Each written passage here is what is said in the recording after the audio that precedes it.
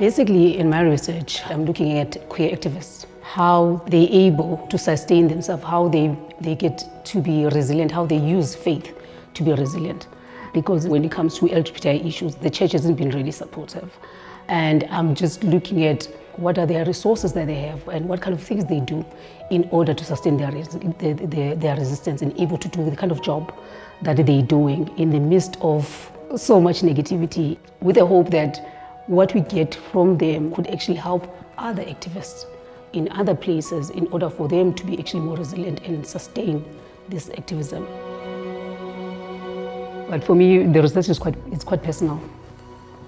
It's quite personal. I've got a friend based in Tata who's got cracked tooth because they're part of the LGBTI community.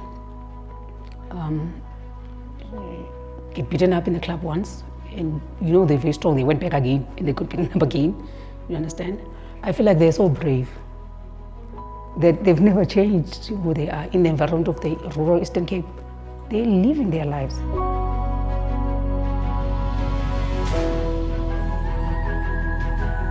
This workshop touched me more than I expected. It was more personal. I even told a friend of mine, I'm starting to light candles now when I pray. In that workshop, we read scriptures that I've read before. And I'm thinking, I've read the scripture has been preached to me, but suddenly I'm seeing things I've never seen. But also, they did this exercise, this doll exercise. The person I am now, what informed me, looking into that, what informed me. For me, that was hectic. I grew up in a family being the only Bana. My mother had me. I got a maiden surname. She got married, had another surname, obviously with my stepdad, and everyone at home had a different surname for mine. And I grew up, every time we go to places like churches, they want to write their other surname. I have to correct them and say, my surname is this. And in our black communities, that's an issue for some reason. So I remember I've never really thought about that in a very long time until that workshop, that the whole thing of excluding another person, I think I've got an experience of being put aside or being seen as the other. So I think maybe I took on certain things from there.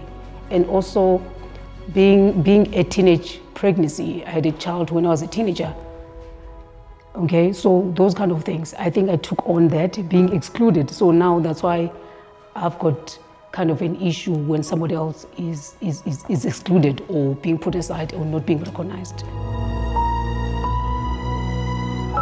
But basically for me, the I Am workshop, it made me think about how important the safe space is. And for me, it's such a big thing because it made me look at myself. You do understand? Look at myself and say, I am actually privileged. I'm actually privileged. I'm heterosexual, cisgender, and nobody really asked me about my sexuality as I walk around the campus. I don't have an issue about which toilet to get into, like some of my students. And for me, that's one of the major things is recognize your own privilege.